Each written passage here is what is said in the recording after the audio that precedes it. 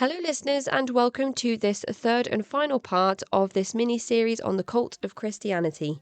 For more information on John's writing and podcast, you can follow the links in the episode description, and for early access to ad-free, full-length episodes of The Cult Vault, you can visit patreon.com/The Cult Vault. But for now, here is John Verner.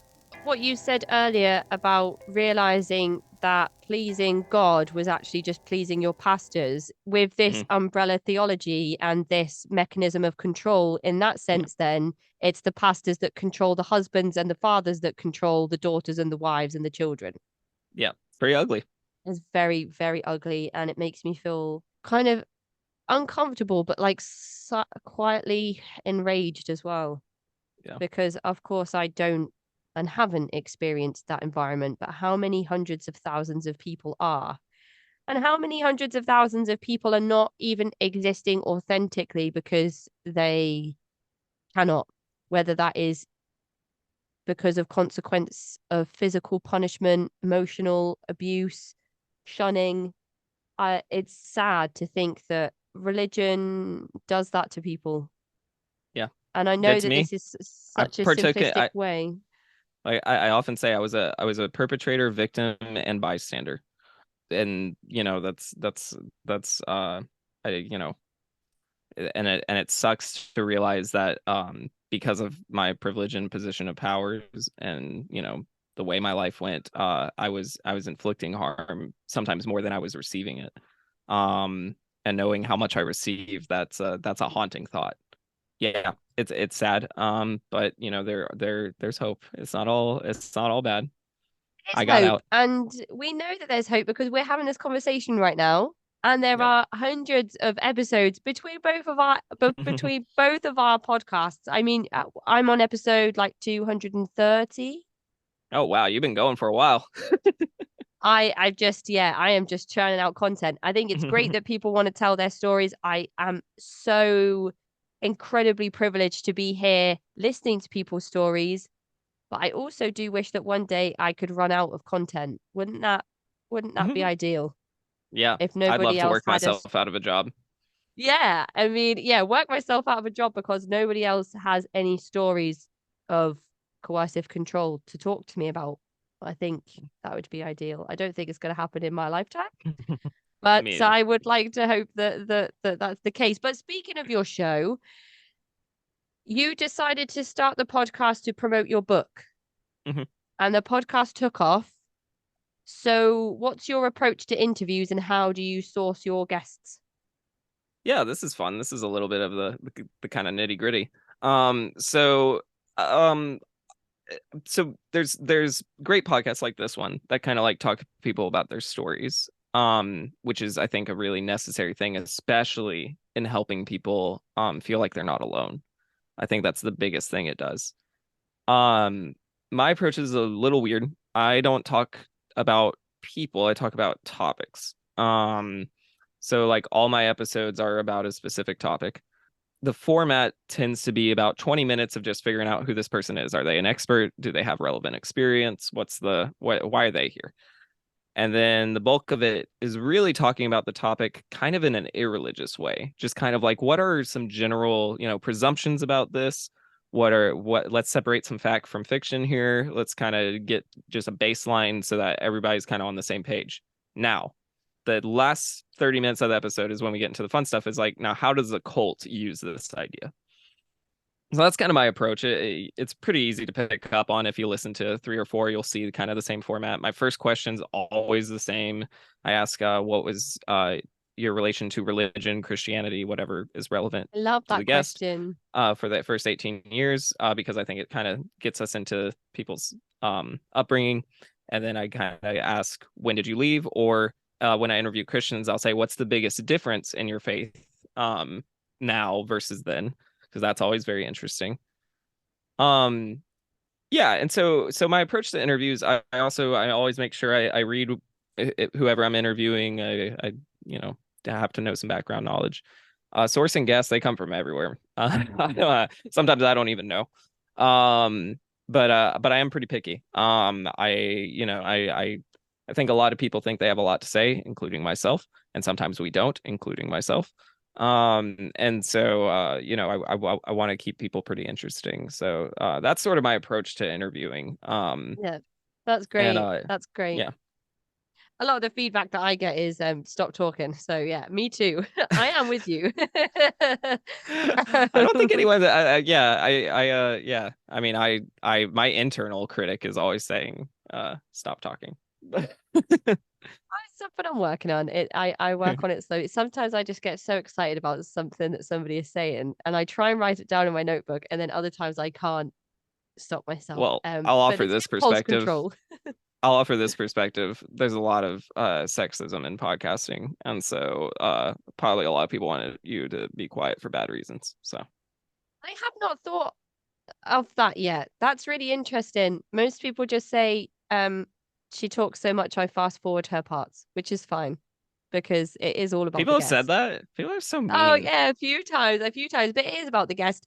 Mostly my rambling, and people are going to be like, "Here she goes again."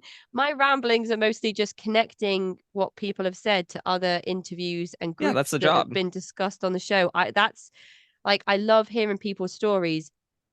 I find it fascinating being able to make those connections from like really sort of niche yoga group in a really kind of isolated part of like Norway Hmm. to, your Christian congregation, for example, being able to Hmm. draw those connections is something that I find really interesting. So, um, Yeah, and then keep sometimes I doing it. might get a bit high horsey, with things like sexism and things like that. But anyway, moving on from me again. Um, Sorry, are I there went into host mode. My bad. I mean, in terms of what I've just said, are there any common themes that you find pop up more than others across your catalog?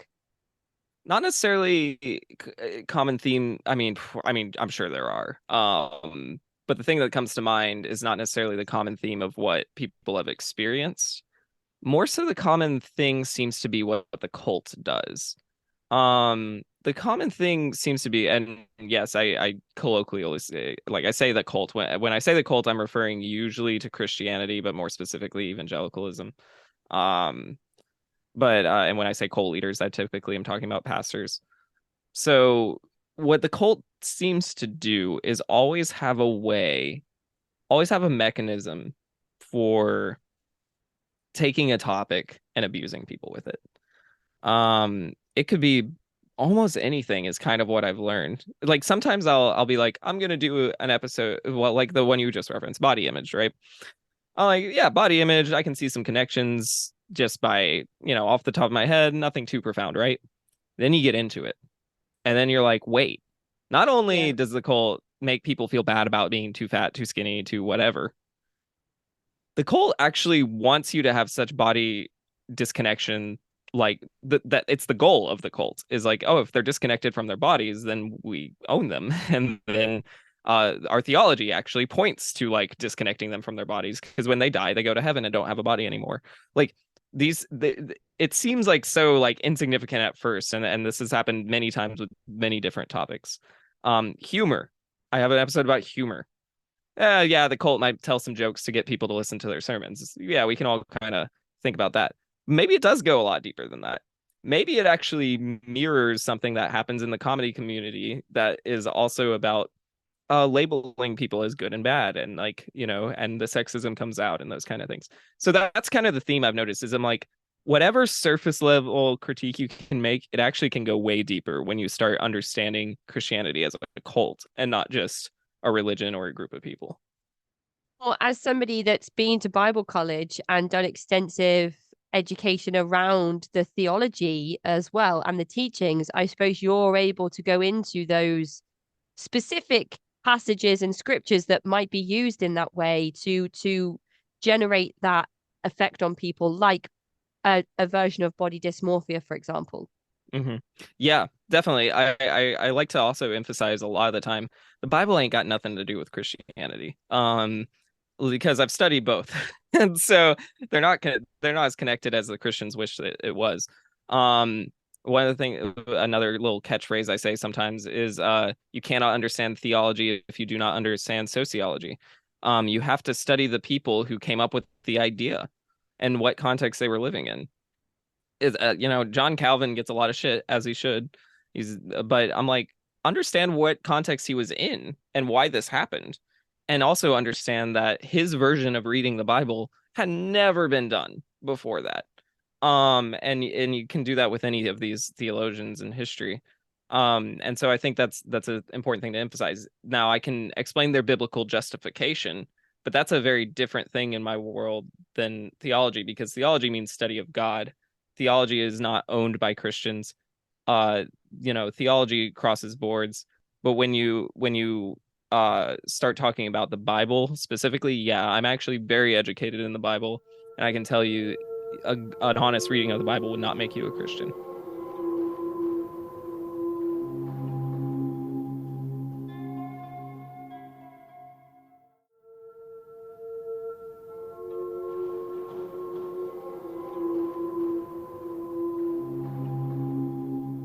I've been trying. I always say this. I do read parts of it here and there because I think it's unfair of me to make assumptions Mhm. and to have conversations without at least actively seeking to understand the subject more than I do. But it's tough.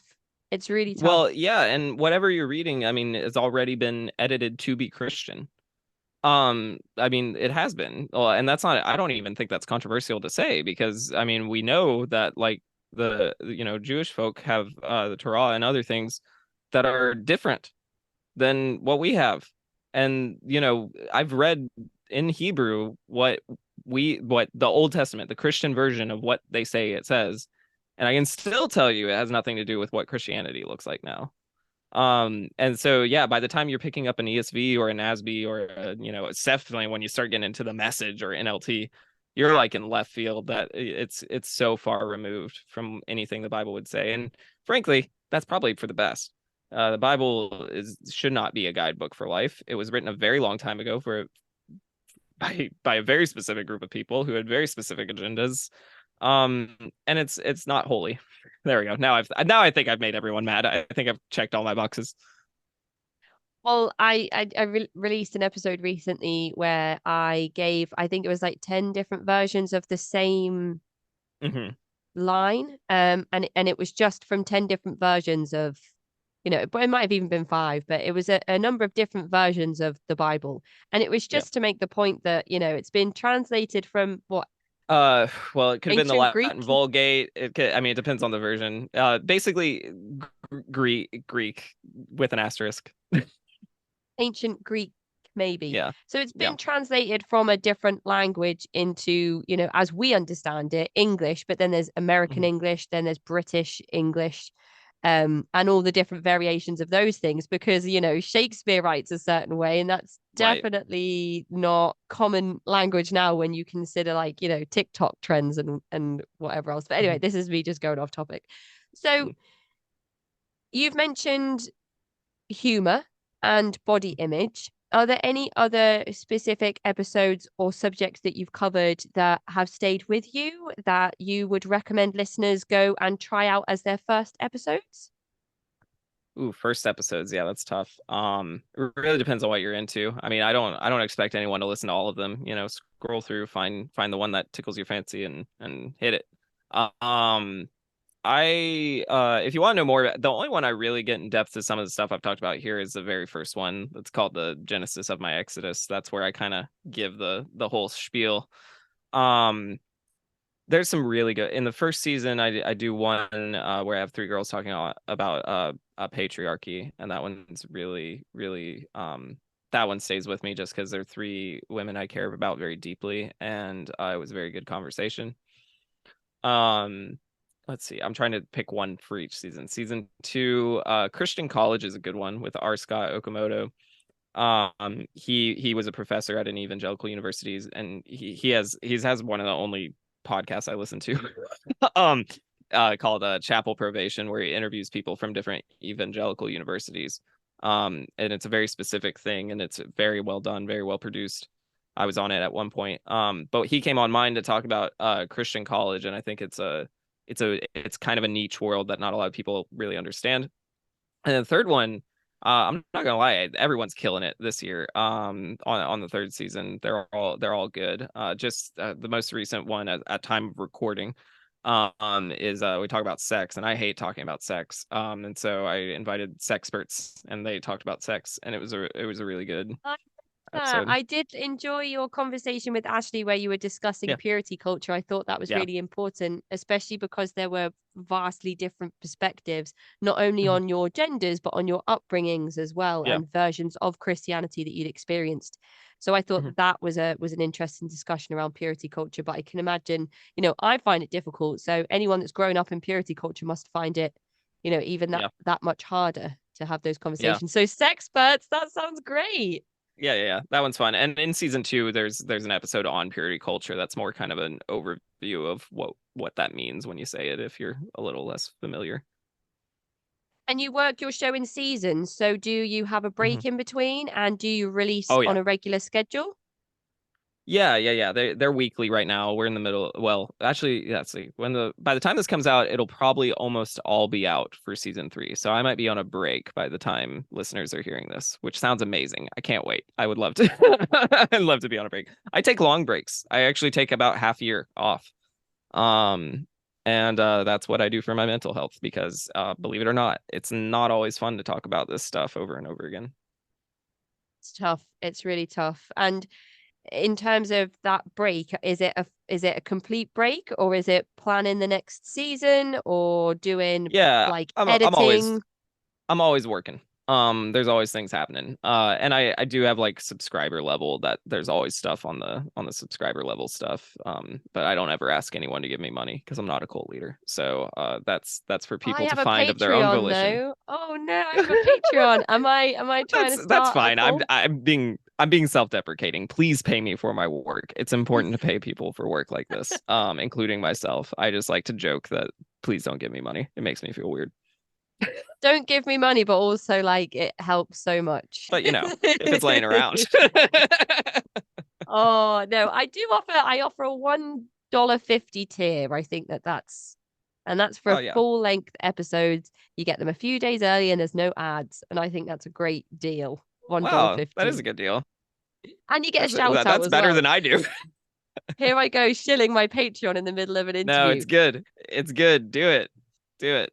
Now that you are in the middle of season 3, do you Mhm. have any plans for the future of the show or anything that you'd like to do specifically with the podcast? Yeah, the podcast, I don't know. I don't know. It depends on how many people give me money. The more money I make, the longer I'll keep But it up. don't give No, me money. but don't give it to me. Kill my project, please. No, more realistically, so I've mentioned to you, I'm a journalist, right? I'm studying journalism at NYU right now. And it's great. I do cult and church investigations. I freaking go in and I figure out what's going on. I'm kind of foolish that way. And so no, it's honestly pretty it sounds more badass than it is probably. But I you know the I will continue to do that. My career direction will take me that way. And I'm actually speaking at a couple conferences, one in March, so that's already happened in the listeners' eyes, but also another one in June. I'm speaking at the Religious Trauma Conference for the Global Center of Religious Research. It'll be good. It's all virtual and stuff. I don't have any firm details yet. I'm definitely speaking, but I don't know how you go. But so you'll click a link and there'll be a bunch of squares in front of your face. And so uh that'll be fun. And what I'm speaking on is the idea that there's only one way to stop religious trauma, and that's journalism. Rather convenient that I think that. But the reason I do is because I think so much of what we do in religious trauma work is really reactive. We're waiting till people get out, figure it out on their own, and then we try to help through telling them they're not alone and like other things we would do with trauma, like therapy and encouraging healthy mindsets and the rest of it. That's all well and good. We should keep doing that. Don't stop. But if we want to stop religious trauma, you got to hold the leaders accountable. Like you got the leaders aren't checking into therapy. The leaders aren't doing anything like that. you have to go in there, and it has to be someone from the outside. I don't just investigate Christianity. I'm trying to be more general now. That's just the one I know the most about, from my lived experience and reading and such. But yeah, I think you have to actually go into these spaces, and people who aren't part of cults need to be the ones investigating cults. And I think that's not being done, at least here in the US. And so we're hopefully moving that direction, but I want to be a big part of that change. So I don't know if the podcast will start covering those more later on. I don't know if I'll just keep kind of doing what I'm doing. But it'll be around for a little longer. We'll see. I might give up on it, but I'm enjoying it. No, Joe, you can't give up. You can't give up. And it would be really cool if there was like a sub-series where you talked about your journalism journey. Yeah. I think that would be great and really insightful for people that are thinking of maybe doing the same thing. Give them a little heads up on what to expect. But I do agree with what you've said about journalism. I recently learned the term rapture anxiety. Yeah. And I was thinking to myself, it's great that there is now a term for that dread that people feel when they do something that was sinful in the church that would have resulted in them being, kind of Hmm. falling into the middle of the earth or Hmm. whatever depictions they were Well, and that was a forced to huge thing sit through during as children. COVID. There, because people were like, could draw parallels between what pastors had interpreted from Revelation to what was happening. So that gave them anxiety, just because the, body keeps the score, for lack of a better way to put it. You keep track of that stuff internally. So even if you're mentally have moved on from those mindsets, and you're convinced hell's made up, you're convinced the rapture's made up, all that stuff, if you're still indoctrinated for 15, 20 years that that's what would happen, yeah, you're going to have reactions to that, and you're going to have physical reactions and mental reactions to that.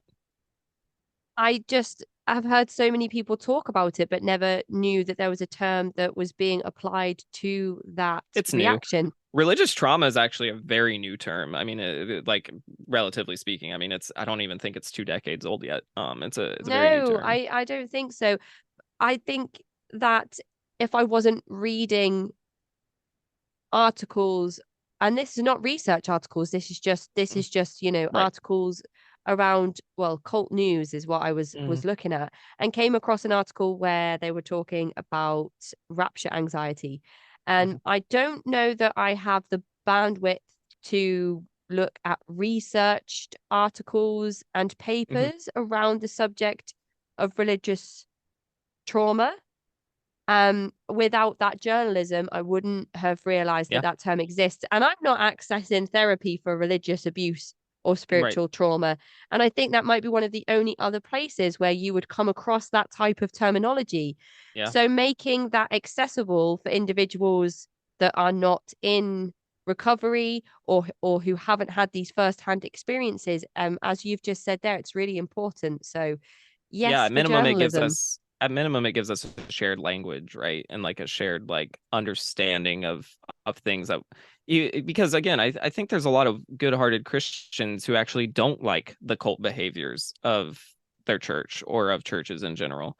They just don't really have a language to describe exactly what it is, or how, like, occasionally I'll be on a Christian podcast or have a Christian on mine, and what I've learned, and there's a very specific reason why I talk about it as a cult.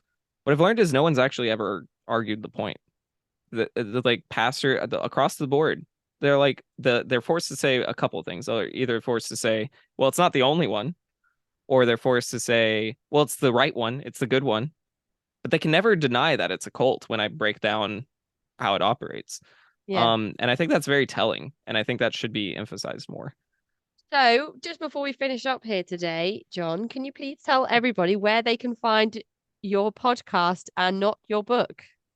Yeah, you can find whatever you want at thecultofchristianity.com.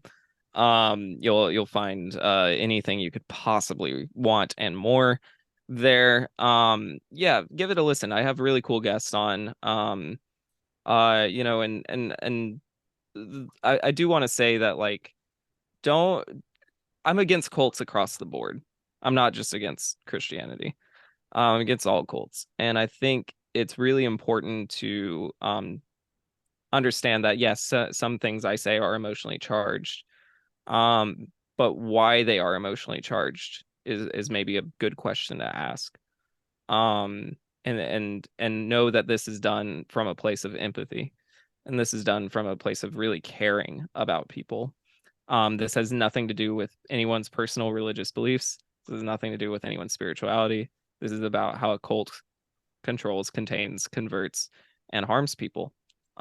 So if you're interested in learning more about why I prove that, in my opinion, proven as much as any opinion can be proved, feel free to listen through and formulate your own opinions. Whatever you do, remember I am not your cult leader. Don't listen to everything I say. Form your own opinions, and yeah, that's about all I got.